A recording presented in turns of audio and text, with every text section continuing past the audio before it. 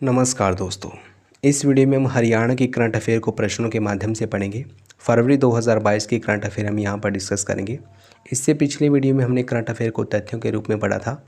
अगर आपने वो वीडियो नहीं देखी है तो पहले आप उस वीडियो को देखें। तीसरी वीडियो में हमने करंट अफेयर को डिटेल में पढ़ा था, तो मैं चाहूँगा कि पहले आप इस वीडियो को देखें और उसके बाद चौथी वीडियो को देखें। इस वीडियो में हम पढ़ेंगे एस्ट्रोनॉमी लैब के बारे में। हाल ही में इसका उद्घाटन किया गया है। दृश्यम कंट्रोल रूम की स्थापना की गई है, कहाँ पर की गई है, क्यों की गई है, ये जानेंगे। राष्ट्रीय आयुर्वेद संस्थान की स्थापना कहाँ पर की गई है। एशियाई ऑर्डर पुरस्कार 2022 से किसे सम्मानित किया गया है, और भी बहुत कुछ पढ़ेंगे। तो चलिए स्टार्ट करते हैं। पहला प्रश्न है, हरियाणा के किस हड़प्पाकालीन स्थल को international conference on genome journal ने 9 ब्रेक थ्रू रिसर्च की सूची में शामिल किया है। ऑप्शंस हैं मीताथल, राखीगढ़ी, कुणाल या फिर भगवानपुरा। इसका सही जवाब है ऑप्शन बी यानी राखीगढ़ी। राखीगढ़ी को international conference on genome journal ने 9 ब्रेक थ्रू रिसर्च में शामिल किया है। राखीगढ़ी कहाँ पर है? हिसार में है, और यह भारत में सिंधु घाटी सभ्यता का सबसे बड़ा स्थल है। मीताथल की बात करें तो यह भिवानी में स्थित है, और यहाँ से कुषाणकालीन सिक्के मिले हैं। समुद्रगुप्त के सिक्के भी मीताथल भिवानी से मिले हैं। कुणाल कहाँ पर है? फतेहाबाद में, ये भी हड़प्पाकालीन स्थल है। भगवानपुरा है कुरुक्षेत्र में, सरस्वती नदी के तट पर। तो इतनी जानकारी हमें पहले प्रश्न से याद होनी चाहिए। आइए बढ़ते हैं अगले प्रश्न की ओर। अगला प्रश्न है, हरियाणा सरकार ने क्लस्टर इंफ्रास्ट्रक्चर डेवलपमेंट के लिए किस बैंक से ऋण लेने का फैसला किया है? ऑप्शंस हैं नाबार्ड, सिडबी, एडीबी या फिर आरबीआई। तो इसका सही जवाब है ऑप्शन बी यानी सिडबी। सिडबी का पूरा नाम है small industrial development bank of India. इसकी स्थापना की गई थी 2 अप्रैल 1990 को। सिडबी का मुख्यालय है लखनऊ में, और इसके चेयरमैन हैं एस रमन्ना। नाबार्ड की बात करें तो इसका पूरा नाम है national bank for agriculture and rural development bank, और इसकी स्थापना 22 जुलाई 1982 को की गई थी। नाबार्ड की स्थापना कब की गई थी? 1982 को, और नाबार्ड का मुख्यालय है मुंबई में। वर्तमान में नाबार्ड के चेयरमैन हैं गोविंद चिंतालू। एडीबी यानी कि एशियाई डेवलपमेंट बैंक, इसकी स्थापना की गई थी 19 दिसंबर 1966 को। एडीबी की स्थापना कब की गई? 1966 को, और इसका मुख्यालय है मनीला, फिलीपींस में। वर्तमान में एडीबी के चेयरमैन हैं असाकावा। आरबीआई की बात करें तो 1934 के एक्ट के तहत वर्ष 1935 में इसकी स्थापना की गई थी। 1 जनवरी 1949 को इसका राष्ट्रीयकरण किया गया था, और वर्तमान में इसके गवर्नर हैं शक्तिकांत दास। और हाल ही में क्या घटना घटित हुई है? क्लस्टर इंफ्रास्ट्रक्चर डेवलपमेंट के लिए हरियाणा ने किस बैंक से ऋण लेने का फैसला किया है? सिडबी से। आइए बढ़ते हैं आगे। हरियाणा के किस जिले में ड्रोन निर्माण सुविधाओं का उद्घाटन किया गया? ऑप्शंस हैं पंचकुला, गुड़गांव, करनाल या फिर यमुनानगर। इसका सही जवाब है ऑप्शन बी यानी गुड़गांव।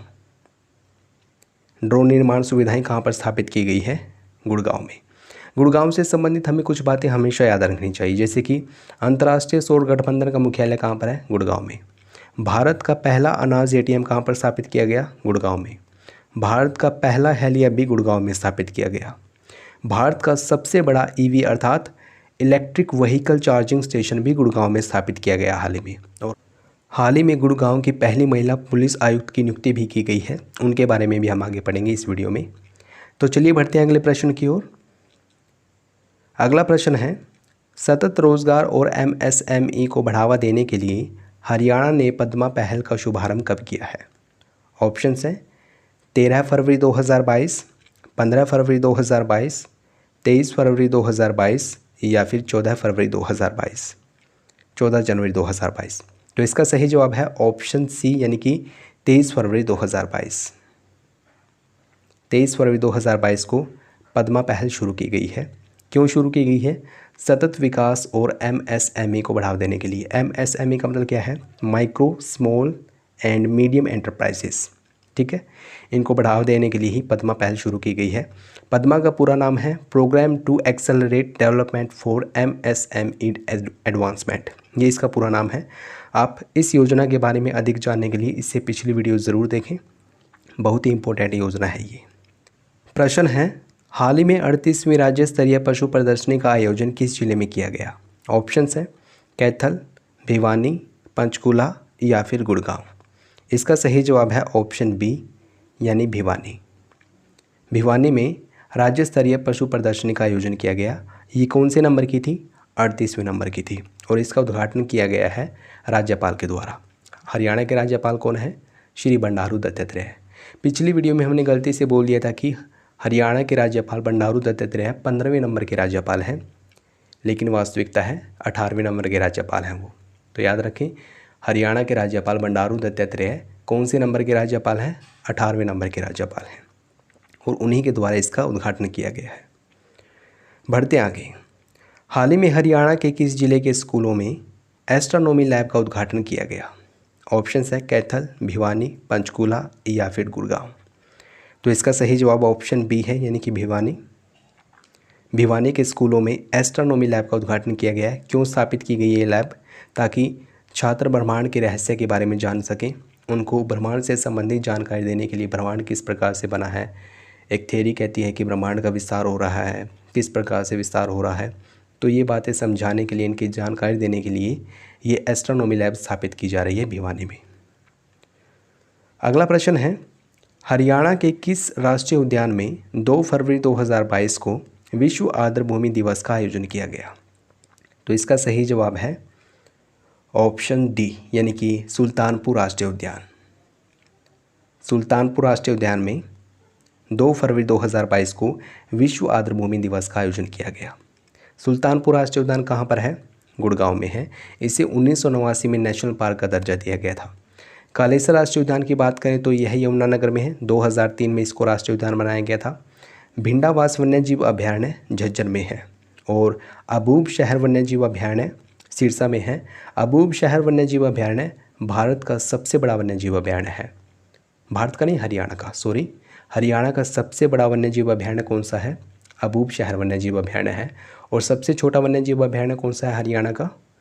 छिलछिला वन्यजीव अभयारण्य, जो कि कुरुक्षेत्र में स्थित है। तो याद रखें, हाल ही में 2022 में विश्व आर्द्रभूमि दिवस का आयोजन कहाँ पर किया गया है? सुल्तानपुर राष्ट्रीय उद्यान में। 2 फरवरी को ये मनाया जाता है विश्व आर्द्रभूमि दिवस। आप हमें कमेंट करके ये बात ज़रूर बताएं कि 2 फरवरी को ही विश्व आर्द्रभूमि दिवस क्यों मनाया जाता है, ज़रूर बताएं। अगला प्रश्न है, हरियाणा के किस विश्वविद्यालय में रीसर्कुलिंग एक्वाकल्चर सिस्टम की आधारशिला रखी गई? ऑप्शंस हैं कुरुक्षेत्र विश्वविद्यालय, हरियाणा कृषि विश्वविद्यालय, चौधरी देवीलाल विश्वविद्यालय या फिर बंसीलाल विश्वविद्यालय। तो इसका सही जवाब है ऑप्शन बी, हरियाणा कृषि विश्वविद्यालय यानी HAU। इसमें स्थापित किया गया है रीसर्कुलिंग एक्वाकल्चर सिस्टम। क्यों स्थापित किया गया? ये बहुत कम क्षेत्रफल पर मछलियों का अधिक से अधिक उत्पादन करने के लिए स्थापित किया गया है। हरियाणा कृषि विश्वविद्यालय की बात करें तो इसकी स्थापना 2 फरवरी 1970 को की गई थी और इसके वर्तमान में कुलपति हैं डॉक्टर BR कंबोज अर्थात डॉक्टर बलदेव राज कंबोज। ठीक है। कुरुक्षेत्र विश्वविद्यालय की बात करें तो इसकी स्थापना 1956 में की गई थी डॉक्टर राजेंद्र प्रसाद के समय में, जब वे हमारे देश के राष्ट्रपति थे। चौधरी देवीलाल विश्वविद्यालय, चौधरी देवीलाल विश्वविद्यालय कहाँ पर है? सिरसा में है। 2003 में इसकी स्थापना की गई थी। और बंसीलाल विश्वविद्यालय कहाँ पर है? भिवानी में है। अगला प्रश्न है, हरियाणा के किस जिले में राष्ट्रीय आयुर्वेद संस्थान की स्थापना की जाएगी? राष्ट्रीय आयुर्वेद संस्थान हरियाणा के किस जिले में स्थापित किया जाएगा? ऑप्शन है पंचकुला, रोहतक, करनाल या फिर भिवानी। तो इसका सही जवाब है ऑप्शन ए यानी पंचकुला। पंचकुला में जो श्री माता मनसा देवी का मंदिर है उसके परिसर में ही राष्ट्रीय आयुर्वेद संस्थान की स्थापना की जाएगी। प्रश्न है, 13 फरवरी 2022 को जल सुरक्षा सुनिश्चितीकरण बांध परियोजना की स्थापना हरियाणा के किस जिले में की गई? इसके ऑप्शंस हैं नूंह, रोहतक, करनाल या फिर भिवानी। तो इसका सही जवाब है ऑप्शन ए यानी नूंह। नूंह अर्थात मेवात में जल सुरक्षा सुनिश्चितीकरण बांध परियोजना की स्थापना की गई है। कब? 13 फरवरी 2022 को। इसका उद्देश्य क्या है? झरनों का पानी या फिर बारिश के पानी को एकत्रित करना और फिर उसका प्रयोग सिंचाई के लिए करना, ये इसका मुख्य उद्देश्य है। अगला प्रश्न है, हाल ही में एशियाई ऑर्डर पुरस्कार 2022 से किसे सम्मानित किया गया है? ऑप्शंस हैं अलका मित्तल, धृति बनर्जी, कला रामचंद्रन या फिर दीपा मलिक। तो इसका सही जवाब है ऑप्शन डी, दीपा मलिक। दीपा मलिक को एशियाई ऑर्डर पुरस्कार 2022 से सम्मानित किया गया है। ये एक पैरा एथलीट हैं। चलिए बढ़ते हैं अगले प्रश्न की ओर। 14 फरवरी 2022 को हरियाणा के किस जिले में दृश्यम कंट्रोल रूम की स्थापना की गई है? दृश्यम कंट्रोल रूम कहाँ पर स्थापित किया गया है? ऑप्शन है भिवानी, पंचकूला, गुरुग्राम या फिर नुह। तो इसका सही जवाब भी ऑप्शन डी है, यानी नुह। नुह अर्थात मेवात में दृश्यम कंट्रोल रूम की स्थापना की गई है। क्यों की गई इसकी स्थापना? इसका उद्देश्य है आपराधिक गतिविधियों पर जांच रखना। इसके माध्यम से कुछ कैमरे लगाए गए हैं और उन सभी कैमरों को दृश्यम कंट्रोल रूम से कंट्रोल किया जाएगा। और ये कहाँ पर स्थापित किया गया है? नुह अर्थात मेवात में।